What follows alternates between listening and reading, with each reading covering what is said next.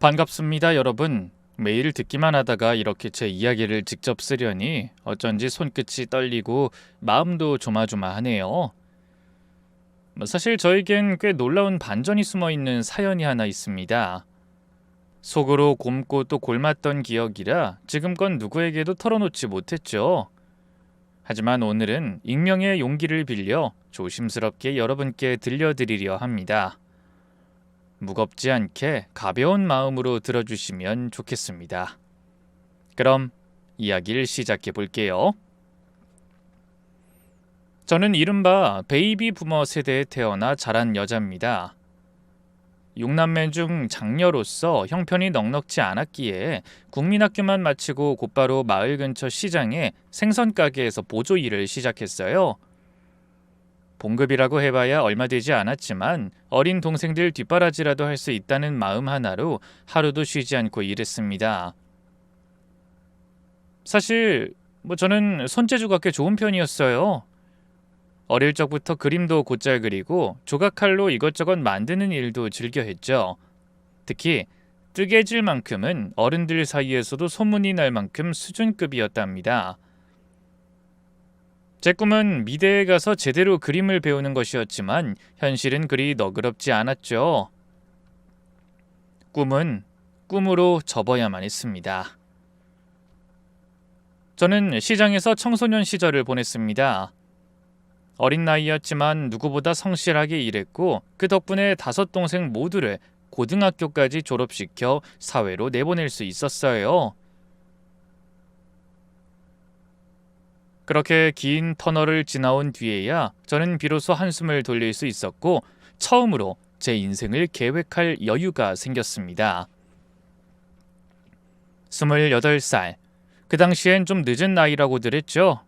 맞선을 통해 한 남자를 만나 29에 시집을 갔습니다.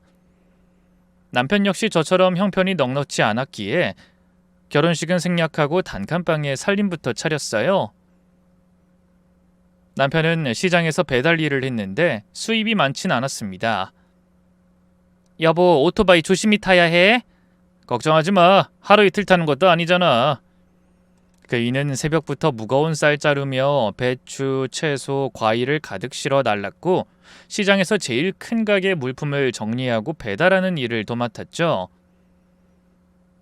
시장 골목을 오토바이로 누비며 지나치는 상인들과 반갑게 인사를 주고받았고 일하다가도 종종 저와 마주치면 익살스럽게 손을 흔들어 줬어요. 그렇게 저희 부부는 매일 땀 흘려 일하고 집에 돌아와 소소한 웃음으로 하루를 마무리하곤 했습니다. 그리고 어느 날 제 몸 안에 새로운 생명이 찾아왔죠. 31살. 저는 기다리던 아들을 품에 안았습니다. 매일같이 아들을 포대기로 등에 업고 시장으로 나갔습니다. 그 무거운 몸으로 생선 상자를 나르고 손님들 응대하고 손이 10개라도 부족했죠. 지금 돌아보면 그렇게 어린 아기를 등에 업고 일한 게 참 미안하고 짠합니다. 그래도 먹고 살아야 했고 누구 하나 대신 벌어줄 사람이 없었으니까요. 저와 남편 그리고 아들, 우리는 늘 바빴고 바쁜 틈틈이 웃음도 있었어요. 그게 우리 가족의 방식이었죠. 그렇게 열심히 살다 보니 저도 어느새 돈을 조금씩 모으게 됐고 결국은 일하던 생선 가게를 인수하게 됐습니다. 사장님이 나이 들어 그만두신다고 해서 자연스럽게 제가 가게를 물려받게 된 거예요. 더 이상 남 밑에서 일하지 않아도 된다는 사실에 말 못할 뿌듯함이 있었습니다. 시간은 또 흘러서 아들이 군복무를 마치고 늦게 대학에 들어갔어요. 머리가 좋은 애여서 그런지 서울에서도 손꼽히는 대학에 덜컥 붙어버렸죠.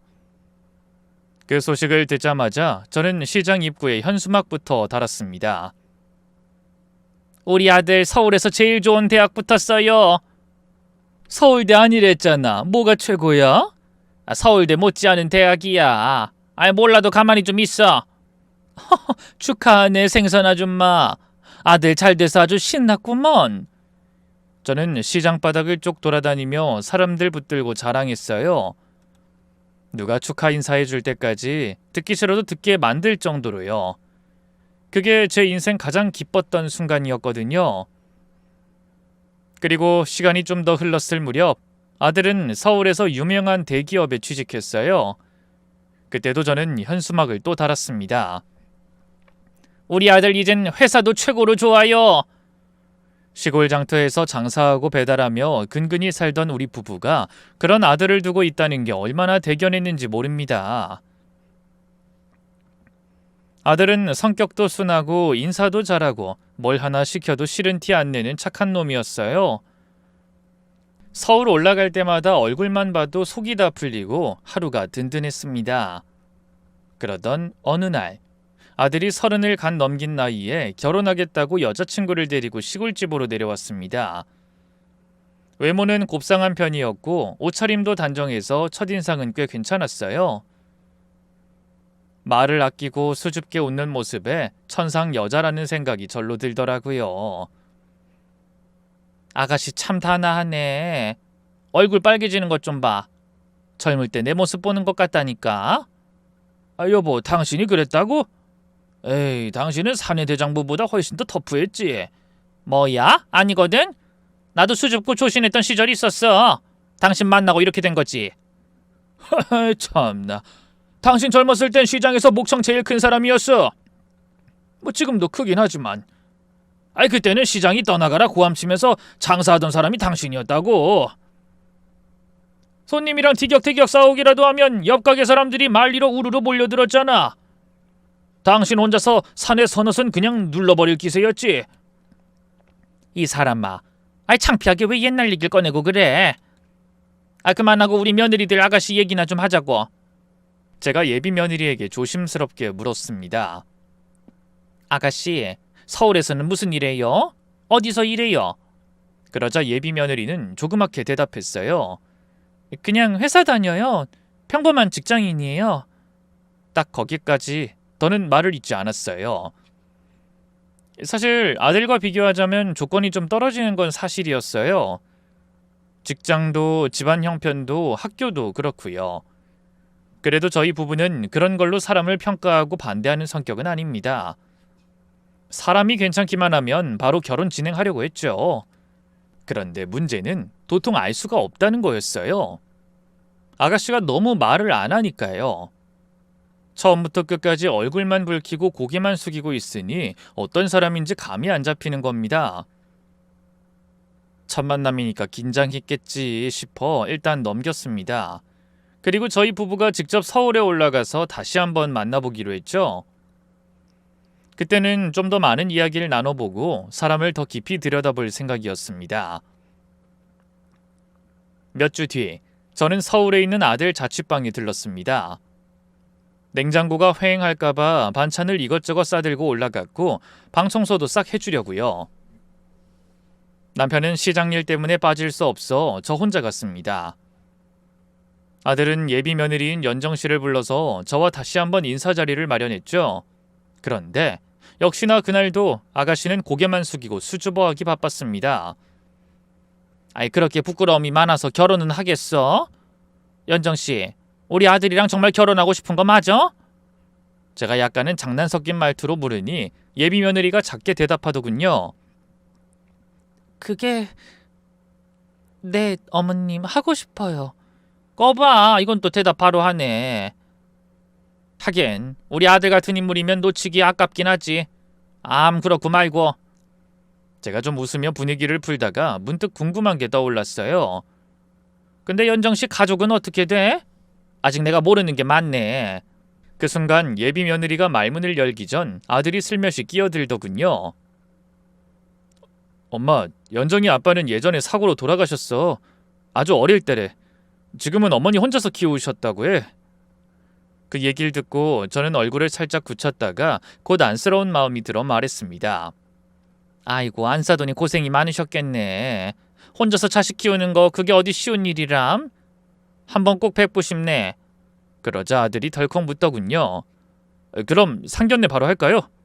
제가 웃으며 손사래를 쳤습니다. 야야, 연정씨 목소리 좀 더 들어보자. 네가 다 대신 대답하니까 내가 며느리 될 아가씨 얼굴은 봐도 속은 모르잖아. 그러자 아들이 말했어요. 엄마, 나랑 있을 땐 말 진짜 잘해요. 엄마한테는 아직 긴장해서 그런 거니까 조금만 기다려줘요. 그래? 그럼 내가 더 자주 봐야겠네. 얼른 친해져야지. 안 그래? 좋아, 그럼 상견례 날짜 잡아라. 이번엔 너희 아빠랑 나 둘 다 올라갈 거니까 가족끼리 허심탄회하게 이야기 좀 나눠보자. 그리하여 한 달 뒤 드디어 저는 안사돈을 처음으로 만나게 되었습니다. 상견례 날 안사돈을 처음 봤는데 솔직히 첫인상부터 마음이 좀 무거워졌어요. 목에는 금목걸이, 손목엔 굵직한 금팔찌를 양쪽에 주렁주렁 달고 있었고 가을바람이 선선하던 날씨에 덥지도 않은 모피 코트를 입고 나타났더라고요. 거기다 화장은 또 어찌나 진하게 했는지 얼굴이 하얗게 떡칠돼서 백설기 떡처럼 느껴졌습니다. 식당 안에 들어와 앉자마자 목소린 또 얼마나 컸는지 식당이 쩌렁쩌렁 울릴 지경이었죠. 반갑습니다, 사돈 어른 안사돈. 두 분 멀리서 올라오시느라 얼마나 고생 많으셨어요. 저는 일단 예의를 갖춰 인사했습니다. 네, 연정어머님 처음 뵙겠습니다. 근데 바로 받아치는 말이 기가 막혔어요. 연정엄마라고 부르지 마시고요. 사돈이라고 불러주셔야죠. 아직도 제 딸을 며느리로 받아들이지 않으신 건가요? 순간 말문이 턱 막히더라고요. 아닙니다. 그런 의도는 아니었고요. 처음 뵙는 자리라서 그냥 습관적으로. 의미는 없습니다. 아무튼 반갑습니다. 사돈은 아랑곳하지 않고 바로 이어 말했습니다. 사돈, 우리 딸이랑 결혼하면 정말 땡 잡은 겁니다. 얼굴도 예쁘지 손끝 야무지지 못하는 게 없어요. 제가 조심스럽게 말을 건넸죠. 아직 연정이가 거의 말을 안 해서 제가 잘 파악을 못했어요. 그랬더니 또 목소리를 높여 말하더라고요. 우리 애가 낯을 많이 가려서 그래요. 걱정하지 마세요. 제가 자주 아이들 집에 가서 살림 도울 거예요. 밥 굶을 일도 대충 차려입고 다닐 일도 절대 없게 할 겁니다. 전 그 말이 불편했어요. 그 사돈께서 서울에 계시죠? 그래도 애들끼리 살아가는 건 애들 몫이죠. 부모가 너무 관여하면 부담스러울 수 있어요. 그랬더니 또 단호하게 말하더군요. 글쎄요, 저는 제 딸이 힘들지 않게 옆에서 도와주는 게 맞다고 봅니다. 그러니까요, 걱정하지 마시고 이제 결혼 진행하시죠. 솔직히 저는 속으로 망설이고 있었어요. 말과 행동에서 드러나는 그분의 성향이 제 마음에 편하게 다가오지 않았거든요. 그런데 그 순간 남편이 툭 말을 꺼냈습니다. 아들이 좋다고 하는 여자잖아. 뭐 더 고민할 게 있겠어. 오늘 그냥 결정 보자고. 그 말을 듣는 순간 제 눈에 들어온 건 아들의 얼굴이었어요. 입꼬리가 귀에 걸릴 정도로 활짝 웃고 있는 걸 보니 더 이상 뭐라 할 수 없더라고요. 그렇게 좋아하는데 제가 발목을 잡는 건 아닌 것 같았죠. 마음 한구석이 찜찜하긴 했지만 고민은 그만하고 장가를 보내기로 결심했습니다.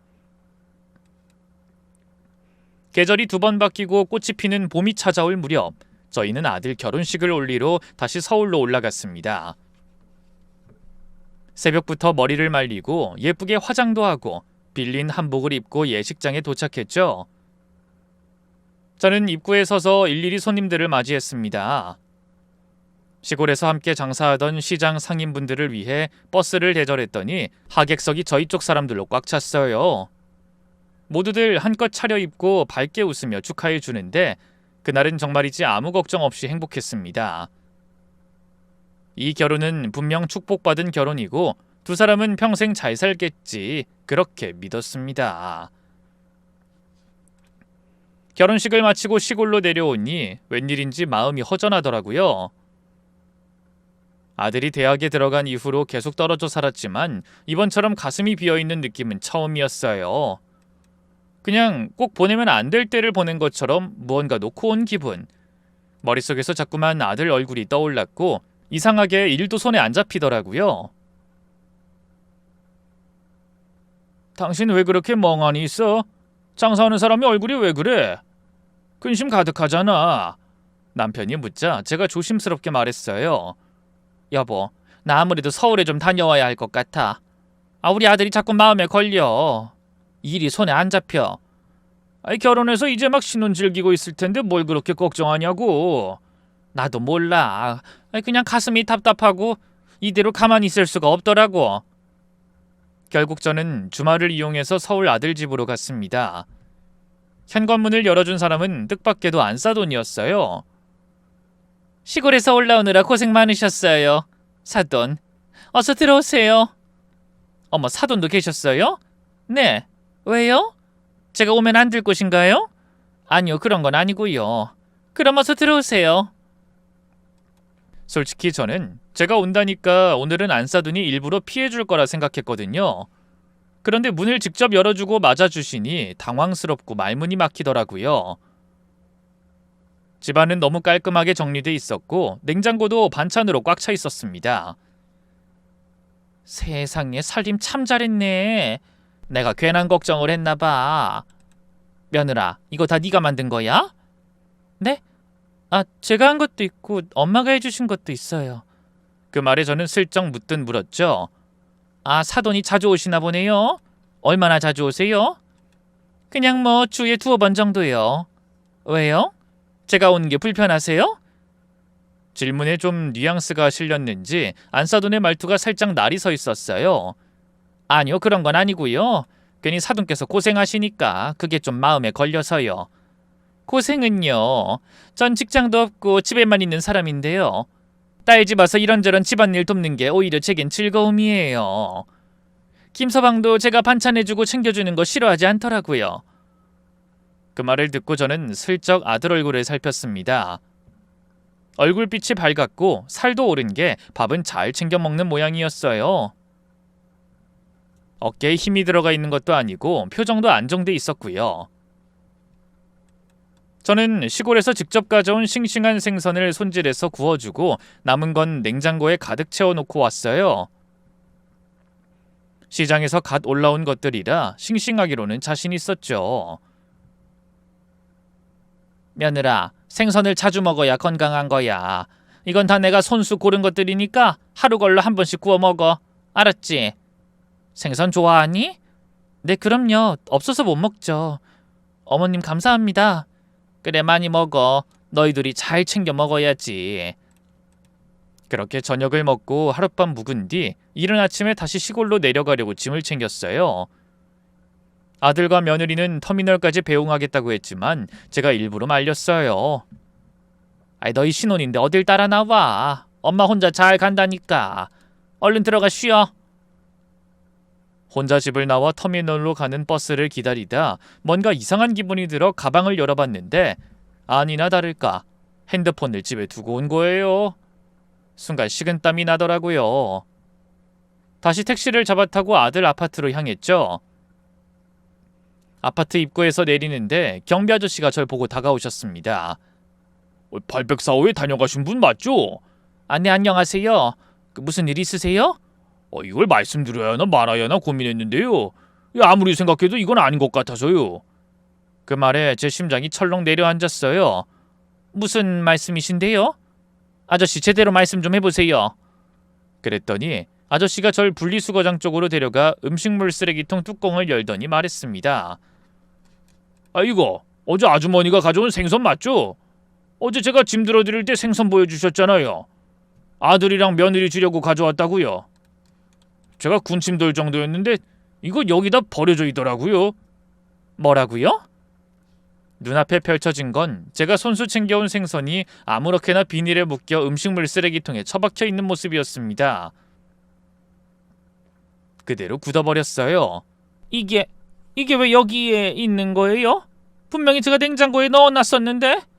그러자 경비 아저씨가 조용히 말했어요.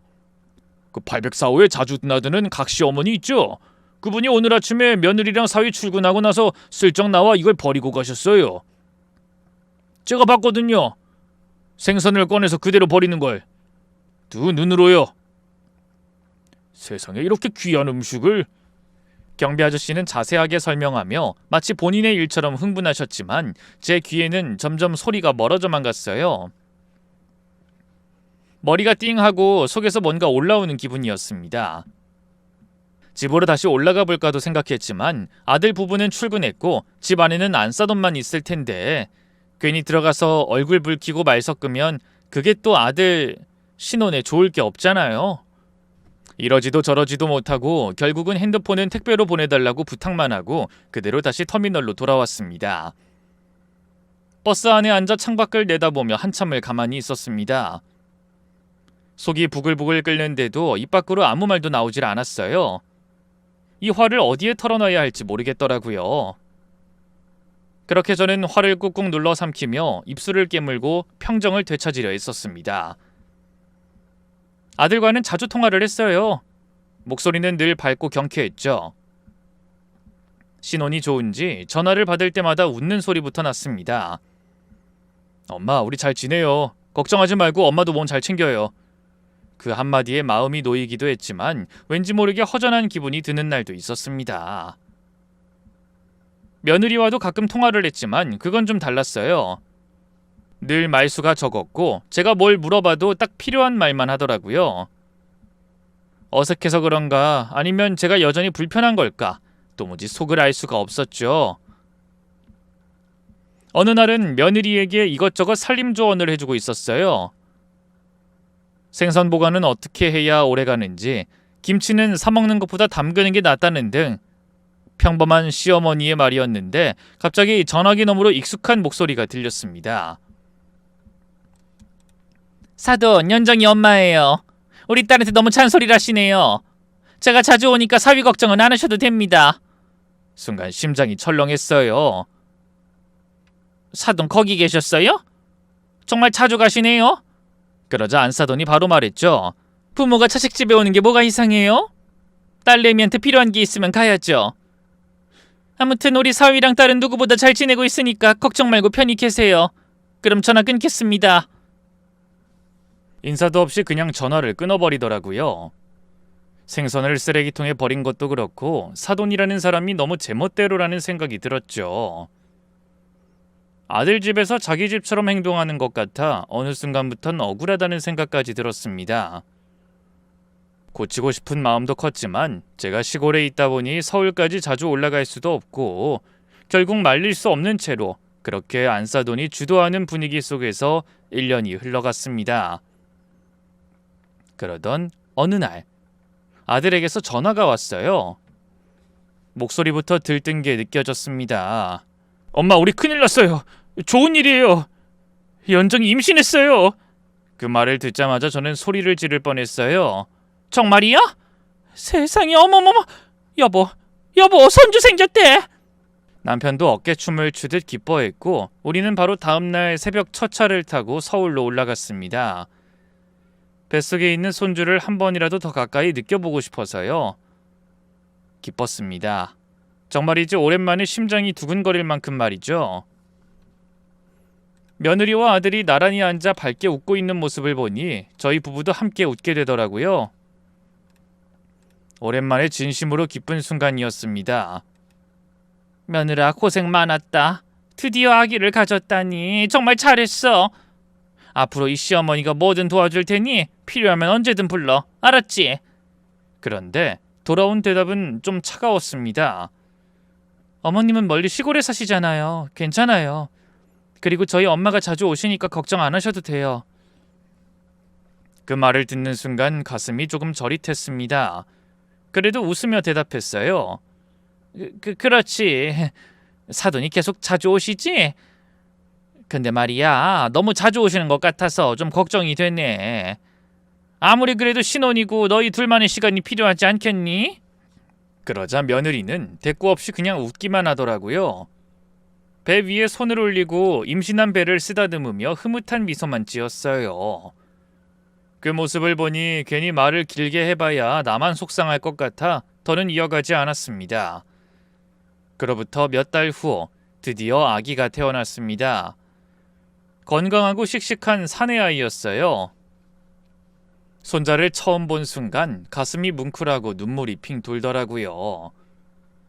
서울에 올라가 며칠 머물며 손자를 돌보기도 했습니다. 어머머, 우리 손자 얼굴 좀 봐. 딱 장군감이네. 어쩜 이리도 잘생겼어? 우리 아들보다 훨씬 낫네. 며느리 이목구비를 빼닮아서 그런가 봐. 기분이 좋아 손자를 품에 꼭 안고 계속 바라봤습니다. 어머님, 그렇게 좋으세요? 팔 아프시겠어요. 그만 안고 내려두세요. 아니다. 우리 손자는 깃털처럼 가벼워. 하루 종일 안고 있어도 하나도 안 아파. 정말 그랬어요. 팔이 아픈 줄도 몰랐고 내려놓고 싶지도 않았죠. 그런데 그 순간 안사돈이 집 안으로 들어오더니 말도 없이 제 품으로 와 손자를 낚아채듯 품에 안아버렸습니다. 아이고 우리 손자, 외할머니 보고 싶었지? 우쭈쭈.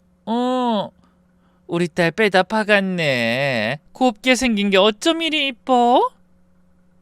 사돈, 이제 손자 걱정은 좀 내려놓으시고 시골로 내려가시는 게 어때요? 그 말에 저는 당황해서 멈칫했어요. 네? 저 손자 보려고 올라온 거예요. 하나도 힘들지 않아요. 걱정도 안 해요. 목소리는 담담하게 말했지만 속은 그리 편하지 않았습니다. 이 집에선 내가 낄 자리가 없구나 싶은 생각이 자꾸 들었거든요. 서울에 갈 때마다 안사돈 때문에 마음이 불편하긴 했지만 그래도 애써 좋게 생각하려고 했습니다. 사돈도 나름의 방식으로 챙기고 있는 거겠지. 나까지 예민하면 안 되지.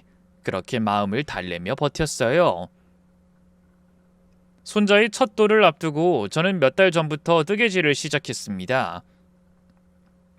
밤마다 조용한 부엌 한켠에 앉아 실을 감고 풀고 다시 뜨며 위아래 한벌옷을 정성껏 만들었어요. 아이 피부에 닿는 거라 까끌까끌하지 않도록 실도 최고로 부드러운 걸로 골랐고 색도 은은하게 잘 어울릴 만한 걸로 고른 거였어요. 돌잔치 날 남편과 함께 서울에 올라갔습니다. 손자는 커다란 눈에 통통한 볼살이 사랑스러웠고 잔치 분위기도 화목했어요. 저는 준비해온 옷을 조심스레 꺼내 며느리에게 건넸죠. 이거 손자 돌 선물이다. 시어미가 정성껏 만들었으니 마음에 들면 입혀봐. 어머님 이거 직접 드신 거예요? 와 진짜 예뻐요. 손재주가 정말 대단하세요. 색도 너무 곱고 사이즈도 딱 맞아요. 저도 나중에 가르쳐 주시면 안 돼요? 그래 어려운 거 아니야. 내가 가르쳐 줄게. 아이 그렇게 좋아하니 나도 기분이 좋다. 아들은 웃으며 아이에게 옷을 입혔고 사진도 함께 찍었어요. 그날 하루만큼은 정말 행복했습니다. 그래 이렇게 웃고 살면 되는 거야. 안사돈에게 서운한 마음은 접자. 그렇게 생각했죠. 남편과 함께 숙소에 묵으며 이틀 더 머무르고 시골로 내려가려던 아침, 아들 집 근처로 가던 중 아파트 경비 아저씨가 절 부르셨습니다. 804호 아주머니 잠깐만요. 네? 안녕하세요 아저씨. 이거 혹시 아주머니 거 맞죠? 분리수거장 옆에 버려져 있길래. 고개를 돌린 순간 아저씨가 가리킨 곳에는 제가 만든 뜨개질 옷이 놓여 있었습니다. 반듯하게 접혀 있었지만 쓰레기 봉투 옆에 덩그러니 버려져 있었어요. 순간 숨이 턱 막혔고 다리에 힘이 풀려 그대로 주저앉고 말았습니다. 세상에, 이걸 누가 버린 거예요? 제 옷이에요. 손자 돌 선물로 제가 만든 거예요. 대체 누가? 경비 아저씨는 곧바로 대답했습니다. 804호 각시 어머니요.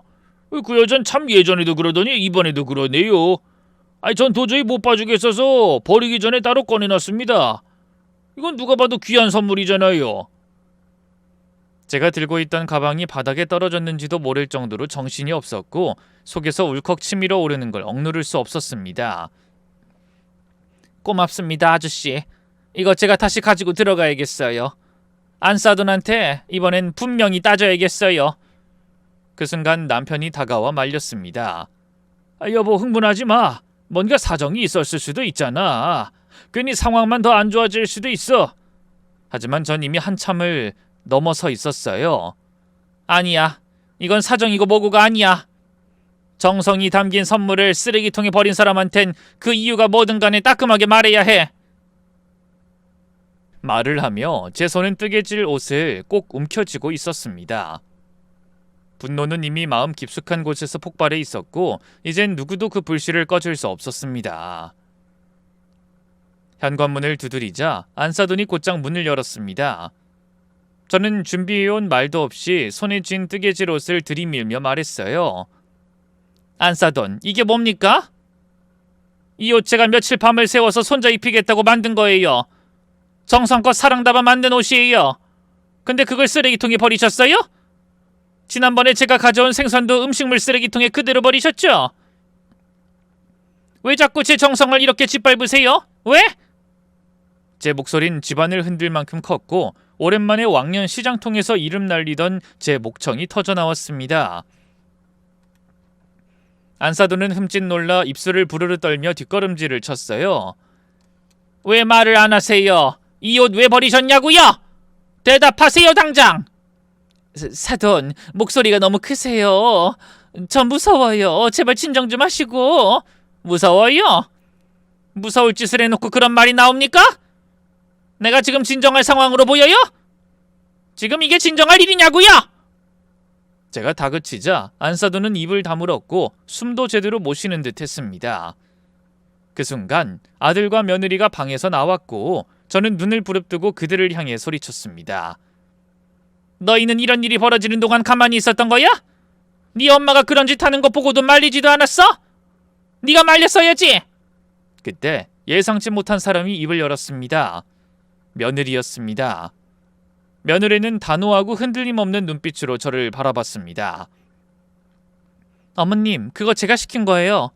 엄마한테 버리라고 한 거예요. 그 말에 숨이 턱 막혀왔습니다. 뭐라고? 네가? 너 지금 무슨 소리 하는 거야? 네, 솔직히 말씀드릴게요. 그 누더기 같은 옷을 어떻게 입혀요? 너무 촌스러워서 도저히 입힐 수가 없다고요. 색도 촌스럽고 사이즈도 안 맞고요. 그리고 생선도 그래요. 냄새 너무 나서 집안에 두고 싶지 않았어요. 그래서 다 버리라고 시킨 거예요. 지금 네가 시어머니 나한테 그딴 말을 할 수 있는 거야? 며느린 눈 하나 깜빡하지 않고 차갑게 말했습니다. 웃기시네요. 어머님이 대단한 사람이라도 돼요? 우리 집에 생선 냄새 풍기며 쓸데없는 정성 부리는 사람? 솔직히 말씀드릴까요? 어머님이 집에만 다녀가면 냄새 빠지게 청소하느라 고생이에요. 그러니까 앞으로는 가까이 오지 마세요. 냄새 나니까. 그 말을 듣는 순간 심장이 내려앉는 것 같았습니다. 며느리의 표정은 전과 달랐습니다. 그동안 제가 봐왔던 수줍고 고분고분한 모습은 온데간데 없었고 싸늘하고 무시하는 얼굴이었어요. 그제야 안사돈이 며느리를 붙잡고 말렸습니다. 연정아, 시어머니한테 그게 무슨 말버릇이니? 아무리 그래도 그건 아니야. 얼른 사과드려. 그러자 며느린 노려보듯 쏘아붙였습니다. 엄마, 지금 누구 편이야? 나더러 어머님한테 굽히라고? 지금까지 잘 따라오더니 왜 갑자기 말을 안 듣는 건데? 내가 엄마 빚 다 갚아준 거 잊었어? 똑바로 시키는 대로 해.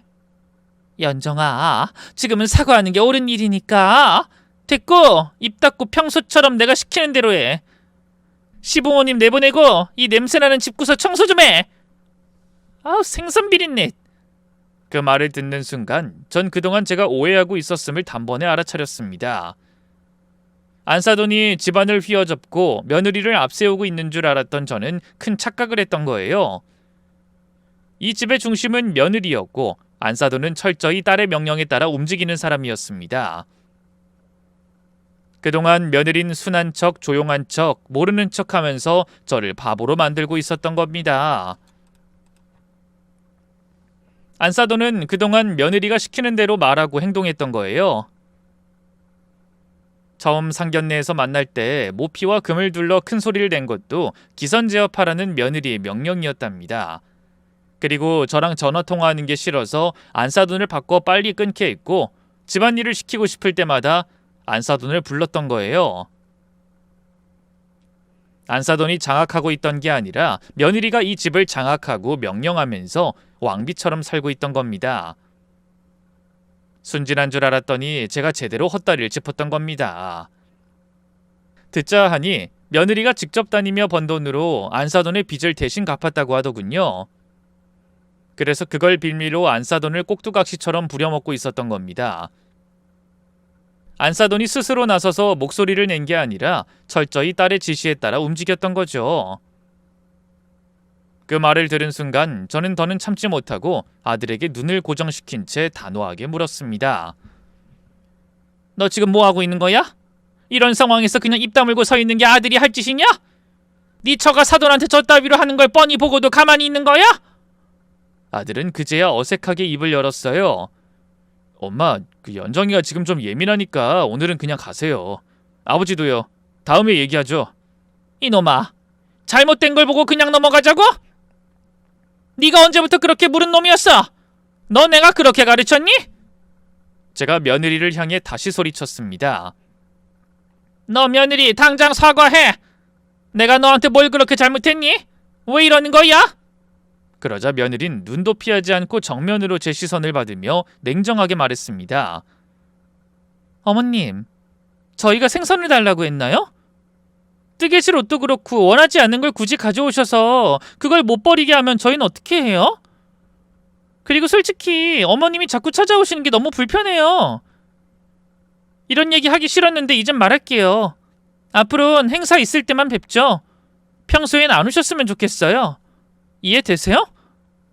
그 말은 날카로운 칼처럼 제 가슴을 깊게 후벼 팠습니다. 말수가 없어서 조심스러운 아인 줄 알았는데 이게 진짜 본 모습이었구나. 안사돈을 집안일 시키고 자신이 불편하면 전화도 대신 끊게 만들고 시댁을 거추장스럽게 여기는 모습까지. 며느린 겉과 속이 완전히 다른 사람이었습니다. 그동안 보아온 모습은 전부 가면이었던 거죠. 저는 주먹을 꽉 쥐고 눈물이 날 것 같은 걸 꾹 참고 소리를 질렀습니다. 이 버릇없는 것 같으니 어디서 어른들 앞에서 그따위 막말을 해? 네가 이렇게 형편없는 아이였어? 그리고 너, 아들, 이 자식아, 이게 너냐? 내가 너를 그렇게 키웠어? 어떻게 네 아내가 이런 말을 하는데도 넌 고개만 숙이고 있니? 그 말에 며느린 갑자기 고함을 질렀습니다. 아이! 다 나가요! 어머님도 아버님도 우리 엄마도 제발 다 나가세요! 여긴 우리 집이에요. 우리 부부가 사는 집이니까 이제 이래라 저래라 하지 마시고 나가요! 지금 당장! 며느린 눈이 뒤집힌 사람처럼 소리를 지르며 고함을 질렀고 제 목소리보다도 더 컸습니다. 감정 조절이 안 된 듯 거의 발광하다시피 했죠. 결국 남편이 다가와 제 어깨를 붙잡고 말했습니다. 여보, 진정해. 지금은 안 돼. 다들 너무 흥분했어. 일단 나가자. 나가서 이야기하자고. 그리고는 저와 안사돈의 팔을 끌다시피 하며 현관 밖으로 밀어냈습니다. 현관문은 쾅 하고 닫혔고 저는 그 앞에 서서 한참을 멍하니 서 있었습니다. 제 손엔 아직도 그 뜨개 옷이 들려 있었습니다. 현관문을 쾅 닫고 나와 엘리베이터 앞에 섰을 때 안사돈이 갑자기 울음을 터뜨렸습니다. 그동안 늘 당당하고 날카로웠던 얼굴은 사라지고 한없이 작고 주눅든 모습이었습니다. 사돈, 죄송해요. 다 제 잘못입니다. 제가 딸을 저렇게 키워놓은 겁니다. 어릴 때부터 귀하게만 키우느라 버릇을 단단히 들이지 못했어요. 저는 울고 있는 안사돈을 한동안 말없이 바라보다가 가라앉은 목소리로 물었습니다. 연정이 원래 저런 애였어요? 해도 너무하잖아요. 시부모한테 대드는 것도 모자라서 자기 엄마한테도 막말을 하더군요. 보통 애가 아닌 것 같아요. 안사돈은 고개를 푹 숙인 채 연신 눈물을 훔치며 말했습니다. 남편 떠나보내고 이 애 하나밖에 없어서요. 금이야 오기야 감싸기만 했지 고쳐야 할 때 못 고쳤어요. 제 책임입니다. 정말 죄송합니다, 사돈. 한숨이 절로 나왔습니다. 잠시 침묵이 흘렀고 저는 다시 조심스레 물었습니다. 아까 들은 이야기인데 그 빚 얘기요. 연정이가 사돈 빚을 갚아줬다고요? 그걸로 약 좀 잡고 부려먹는 거예요? 안사돈은 말끝을 흐리며 고개를 끄덕였습니다. 네, 제가 남편 죽고 혼자 딸 키우느라 이것저것 돈을 좀 썼어요. 그걸 갚아준 건 맞아요. 근데 그걸 가지고 제가 무슨 죄인처럼 굴고 있어요. 뭐 하나라도 거스르면 심하게 화를 냈어요. 저는 더 이상 아무 말도 하지 못하고 한참을 서 있었습니다. 참 기가 막히네요. 애를 저렇게 만든 건 사돈 탓도 있겠지만 그걸 방조한 우리 아들도 한심하기 짝이 없네요. 안사돈은 두 손을 맞잡은 채 울면서 말했습니다. 사돈 정말 죄송합니다. 이런 날이 올 줄 몰랐어요. 저도 매일 후회하고 살아요. 제 딸이 그렇게 커버릴 줄 몰랐어요. 그날 아들과 며느리의 집을 나와 돌아가는 길 머릿속이 하였습니다. 손발이 부들부들 떨렸고 입술이 바짝 말라붙는 느낌이었습니다. 아직도 믿기지 않았습니다. 그 조용하고 수줍던 며느리가, 제가 고른 옷을 아무 말 없이 받아주던 며느리가 그렇게 냉정하고 무서운 사람이었다는 사실이, 그날의 기억은 지금도 마음 한구석에서 꺼지지 않는 분노로 남아 있습니다. 그날 며느리가 본색을 드러내고 거침없이 성질을 부린 이후로 저희 부부는 더 이상 그 집에 발을 들일 수 없게 되었습니다. 아니, 아예 연락조차 할 수 없는 사이가 되어버렸죠. 전화도 문자도 모두 차단. 어느 날부턴가는 카카오톡 프로필 사진도 안 보이더군요. 아들 녀석도 다를 게 없었습니다. 마치 며느리가 시키는 대로 행동하는 것 같았어요. 똑같이 연락을 받지 않았고 메시지에도 답장조차 없었습니다. 대체 뭘 그리 잘못했길래 우리가 이렇게까지 버림받아야 하는지 도무지 납득이 되질 않았습니다. 안사돈도 상황은 별반 다르지 않았죠. 그날 며느리한테 막말을 듣고 울면서 집 밖으로 쫓겨난 뒤 신혼집에 발도 못 들이고 있다더군요. 딸이 문을 안 열어줘서 저한테 많이 화가 나서 다신 오지 말래요. 그 말을 전해 들었을 때 안타깝기도 했지만 솔직히 동정심보다 씁쓸함이 앞섰습니다. 그렇게 1년이 지났습니다. 손자는 어느덧 첫 생일도 훌쩍 지나 두 돌을 바라보는 나이가 됐겠죠. 그런데 저는 손자의 얼굴을 단 한 번도 보지 못했습니다. 며느리나 아들이나 똑같이 연락을 끊고 지내던 나날, 속만 타들어가는 시간이 1년을 훌쩍 넘긴 어느 날, 뜻밖에도 아들에게서 연락이 왔습니다. 엄마, 우리 시골에 내려가 인사드릴 수 있을까요? 순간 귀를 의심했습니다. 이게 무슨 바람이지? 해가 서쪽에서 떴나? 그래도 잘못을 인정하고 싶다는 말에 마음을 좀 누그러뜨리고 오라고 했습니다. 이튿날 아들, 며느리, 그리고 그토록 보고 싶던 손자가 시골집 대문을 들어섰습니다. 손자는 커서 이제 제법 말도 하고 잘 걷는 아이가 되어 있었습니다. 그 모습에 가슴이 철렁 내려앉았지만 기뻐하기엔 이르다고 스스로를 다잡았습니다.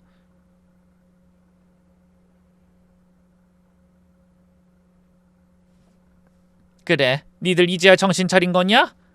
그동안 했던 짓들 다 잘못된 거였다는 거 인정하냐? 제가 묻자 아들이 고개를 끄덕였습니다. 엄마, 인정해요. 우리 정말 죄송해요. 장모님은 며칠 전에 만나서 사과했고 화해도 했어요. 그래, 그건 잘했다. 근데 갑자기 왜 이러는 건데? 며느리 너 입으로 직접 말해봐라. 그러자 며느린 대답을 하긴커녕 눈빛은 여전히 시큰둥했고 말투엔 기색 하나 바뀌지 않았습니다. 어머님, 저희 집 경매로 넘어갔어요. 이제 갈 데가 없어요. 그러니까 어머님, 아버님이 집 한 채 해주셔야겠어요. 뭐라고? 경매? 대체 왜? 아들은 고개를 푹 숙이며 말했습니다. 회사 그만두고 사업했는데 실패했어요. 완전히 망했어요. 알고 보니 그 잘나가던 직장을 그만두고 사업을 벌이는 건 며느리의 주도였더군요. 저는 그대로 얼어붙은 채 며느리를 노려봤습니다. 결국 너 또 그랬구나. 남편 부추기고 책임은 안 지고 또 네가 가스라이팅 한 거지? 안사돈한테 그랬던 것처럼 뒤에서 조종한 거잖아. 그러자 며느리가 정색을 하며 손을 휘저었습니다. 가스라이팅이라뇨. 저희 가정이 잘 되길 바라는 마음에서 조언한 거예요. 선택은 남편이 한 거고요. 저는 제 의견을 낸 것뿐이에요. 왜 다 저한테 뒤집어 씌우세요? 정말 기가 막힌다. 그렇게 말 바꾸는 것도 재주다. 뉘우친 줄 알았는데 똑같구나. 그래, 우리 부부도 집해줄 능력은 있어. 하지만 당장은 못해준다. 여기서 우리랑 지내면서 장사 도와. 시골살이 하면서 네 잘못 하나하나 되짚어봐. 그러자 며느린 벌떡 일어서며 소리를 질렀습니다. 네? 여기서 지내라고요? 이런 지저분한 시골집에서요? 생선 비린내 나는 시장에서 일 도우라는 거죠? 저 결벽증이 있어서 절대 못해요. 그냥 집 한 채 해주세요. 그게 더 서로 편하잖아요. 그 순간 제 속에서 억눌렀던 분노가 다시 터져 나왔습니다. 따귀를 아주 세게 한 대 날렸습니다. 그래, 역시 하나도 변한 게 없구나. 네 주둥이에서 죄송합니다라는 말 한마디 안 나오는 거 보니 뼛속까지 버르장머리가 글렀어. 좋다, 싫으면 나가. 길바닥에라도 앉아. 우리 집에서 이따위 태도엔 아무것도 못 줘. 그러자 며느리가 또다시 발끈했습니다. 저 태어나서 처음 맞아봐요. 진짜 기분 더럽네요. 됐어요. 여보, 일어나. 이런 더럽고 촌스러운 집에서 나는 못 살아요. 당장 나가자고. 하지만 아들은 꼼짝도 하지 않았습니다. 무거운 돌처럼 바닥에 앉아 고개만 숙인 채 말이 없었어요. 며느린 한참을 고래고래 소리를 지르며 발광을 했지만 결국 바뀌는 건 하나도 없었습니다. 갈 곳이 없는 건 그쪽이었으니까요. 서울집이 경매로 넘어간 마당에 더는 기댈 곳도 없고 머물 집도 없는 상태. 결국 인상 팍 쓰고 입을 삐죽이며 저희 시골집에 억지로 눌러앉게 되었습니다. 처음부터 저는 기회를 놓치지 않았습니다. 지금이야말로 이 버르장머리를 고칠 절호의 순간이라고 생각했어요. 새벽 5시, 저는 부엌에서 생선 손질할 준비를 마친 채 거실에 자고 있는 며느리 방으로 문을 벌컥 열었습니다. 일어나! 빨리 따라 나설 준비해! 어머님, 저 피곤해요. 그리고 생선 가게 가서 일 못해요. 그런 게 어떤 건데? 생선 장사? 그게 뭐 어때서? 네 눈엔 이게 천한 일로 보이냐? 말 안 듣겠다면 지금이라도 이 집에서 나가! 저 애 봐야 하잖아요. 어머님 손자는 누가 봐요? 내 손자니까 내가 본다. 애도 같이 가게에 데려간다. 가게 뒷방에 쪽방도 있다. 먹이고 재우고 다 가능해. 핑계댈 시간에 옷 챙겨 입고 나올 생각이나 해. 너 먼지나게 처맞고 싶은 거냐? 당장 일어나지 못해? 아, 진짜. 알았어요. 나가면 되잖아요. 결국 입을 삐죽이며 옷을 주섬주섬 입더니 손자를 업고 따라 나섰습니다. 생선 냄새 진동하는 새벽 공기. 저는 며느리를 데리고 가게 안쪽으로 밀어넣듯 들여보냈습니다. 그리고는 앞치마를 건네며 말했죠. 이거 입어. 그리고 저기 쌓인 고등어부터 손질 시작할 거야. 칼 쥐는 법부터 알려줄 테니까 잘 들어. 며느리는 앞치마를 손에 쥐고도 한참을 망설이더니 비위 상하는 얼굴로 결국 칼을 잡았습니다. 생선 한 마리 집어 올리는 데만 5분이 걸리더군요. 비늘을 벗기다가는 손을 넣고 토할 것 같다고 몸을 돌리고 결국 저에게 말했습니다. 어머님, 저 이건 정말 못하겠어요. 그냥 저희 돌아갈게요. 서울 가서 다시 방법을 찾아볼게요. 이런 냄새나는 일은 저랑 안 맞아요. 저는 단호하게 고개를 저었습니다. 그래, 그럼 그렇게 해. 돌아가든 말든 네 인생이니까. 근데 이 시골집에서 한 숟갈이라도 얻어먹고 살 생각은 접어라. 네가 진짜 고생을 해봐야 뭘 잘못했는지 깨달을 테니까. 그러자 며느린 말문이 막힌 듯 아무 말도 하지 못했습니다. 고개를 푹 숙이고 한참을 서 있다가 조용히 다시 칼을 들었습니다. 그러곤 생선의 등을 한 번, 두 번 조심스레 그어내리기 시작했죠. 도망칠 곳이 없다는 걸 스스로도 알고 있었던 겁니다. 이후 저는 말 그대로 스파르타식 훈육에 들어갔습니다. 예의 없는 모습이 보이면 그 자리에서 단칼에 혼냈고 눈물 콧물 쏟게 만드는 건 기본이었죠. 사계절, 딱 1년 동안 며느리를 진짜 심하게 굴렸습니다. 아침마다 시장으로 끌고 나가 생선 손질, 손님 응대, 설거지, 청소, 계산. 한시도 가만히 둘 틈 없이 시켜 먹었죠. 손찌검은 초반에만 했고 이후에는 무섭게 호통을 치면서 가르쳤습니다. 그렇게 혹독한 시간을 보내고 나니 며느리도 달라졌습니다. 며느라, 생선 다듬고 점심하자. 꽁치찌개나 끓일까? 네, 어머님. 제가 맛있게 끓일게요. 이제 생선 냄새는 괜찮냐?